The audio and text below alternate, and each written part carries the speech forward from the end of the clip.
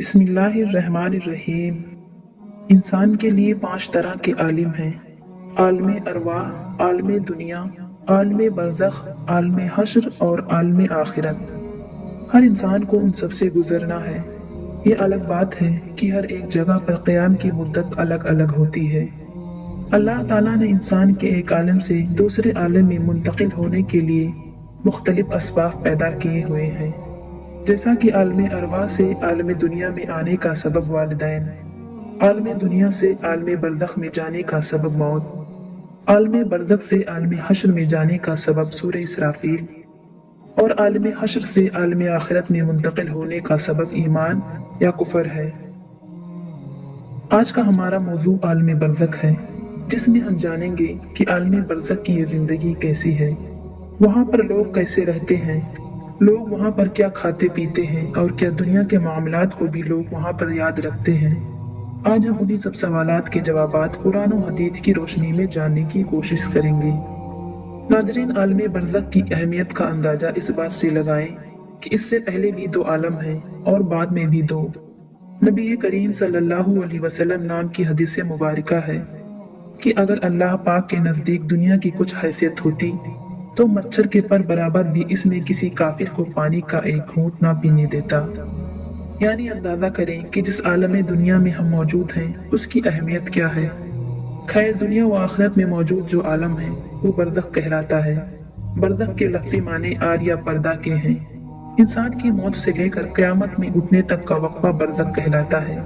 यानी अगर ये कहा जाए ये वो मकामात हैं जिनमें मौत के बाद हश्र तक रूहें हस्बे मरातिब रहती हैं। इसमें तमाम इंसानों और जिन्नों को मौत के बाद रहना है और आलम हमारी दुनिया से बहुत बड़ा है। बरज़खी जिंदगी दुनियावी जिंदगी से बहुत लंबी है, लेकिन वो भी एक दिन खत्म होनी है। अल्लाह पाक सूरह मुमिनून में फरमाता है, और उनके आगे एक आड़ है उस दिन तक जिसमें ये उठाए जाएंगे। आलम बरज़ख में पहुंचने के बाद इंसान का आखिरत की तरफ सफर शुरू हो जाता है। हुजूर सल्लल्लाहु अलैहि वसल्लम ने इस बारे में फरमाया, बेशक आखिरत की सबसे पहली मंजिल कब्र है।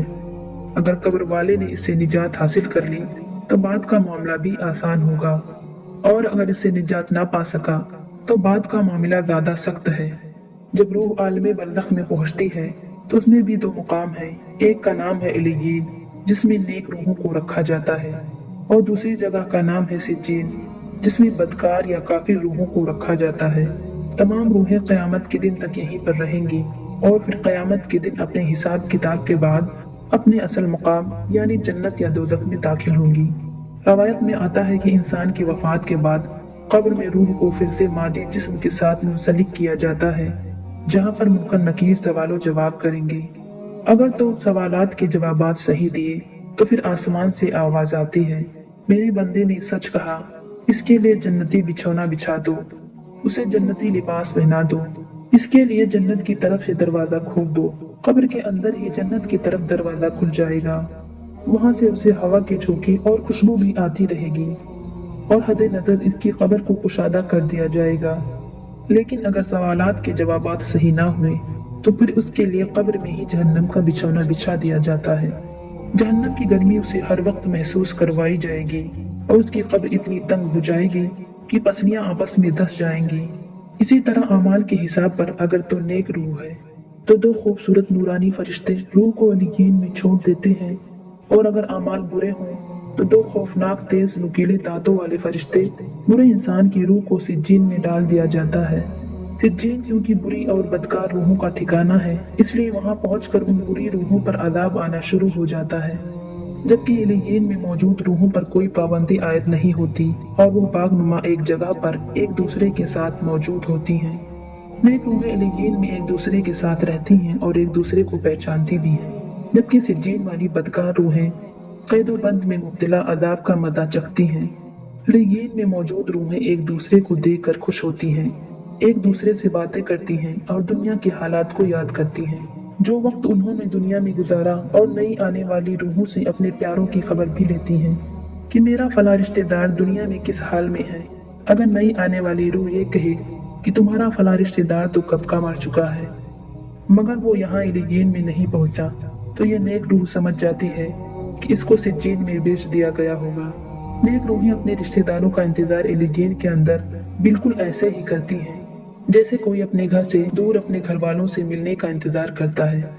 इसके अलावा एलियन में नेक लोगों के अलावा अंबियाए कराम, शुहदा और सिद्दीकीन की रूहें भी एक दूसरे के साथ मिलकर बातें करती हैं। नेक रूहें अपने करीबी रिश्तेदारों से मुलाकात करेंगी, जैसे कि नबी पाक सल्लल्लाहु अलैहि वसल्लम ने हजरत फातिमा ज़ोहरा सलामुल्लाह अलैहा से फरमाया था कि मेरे विसाल के बाद जो नेक रूह सबसे पहले मुझसे मिलेगी वो फातिमा तुम ही होगी, और बिल्कुल ऐसा ही हुआ।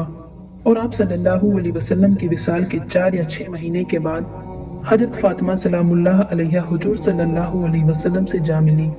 चुनांचा नेक रूहें आलम बरज़ख के अंदर इल्लियीन में एक दूसरे को पहचानती हैं और एक दूसरे से मुलाकात भी करती हैं, और न सिर्फ अपने बाकी रिश्तेदारों का नए आने वाली रूहों से हाल दरियाफ्त करती हैं, बल्कि उनकी वहाँ मुंतजर भी रहती हैं।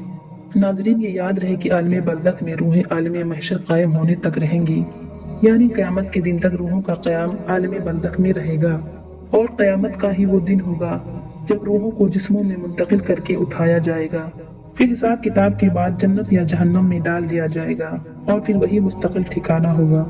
हजरत अब्दुल्लाह बिन उबैद से मरवी है कि मुर्दे को जब कब्र में रखा जाता है तो वो बैठ जाता है और जनाजे के साथ आने वालों के कदमों की आवाज सुनता है।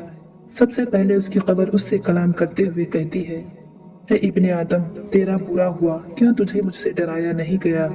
क्या तुझे मेरी तंगी, बदबू, वहशत, हौलनाकी और कीड़े मकोड़ों का खौफ ना दिलाया गया था? ये मैंने आज के दिन के लिए तैयार किए हैं। तू बता, तूने मेरे लिए क्या तैयारी की है? आइए वीडियो का अख्तिताम एक मशहूर व मारूफ हदीस पाक से करते हैं कि नबी करीम सल्लल्लाहु अलैहि वसल्लम ने फरमाया, कब्र जन्नत के बागों में से एक बाग होती है, या दोज़ख के घड़ों में से एक घड़ा। यानी मोमिन की कब्र में जन्नत की खुशबुएं वहाँ की तरोताजगी आती रहती है, काफिर की कब्र में दोज़ख की गर्मी वहाँ की बदबू पहुँचती रहती है। आए अल्लाह पाक से दुआ करते हैं कि हमें सेहत व तंदुरुस्ती वाली जिंदगी अता फरमाए, और बाद मरने की हमारी कब्र को जन्नत का बाग बना दे, और आलमी बरज़ख में हमारा ठिकाना नेक रूहों के साथ इल्लियीन बना दे। आमीन।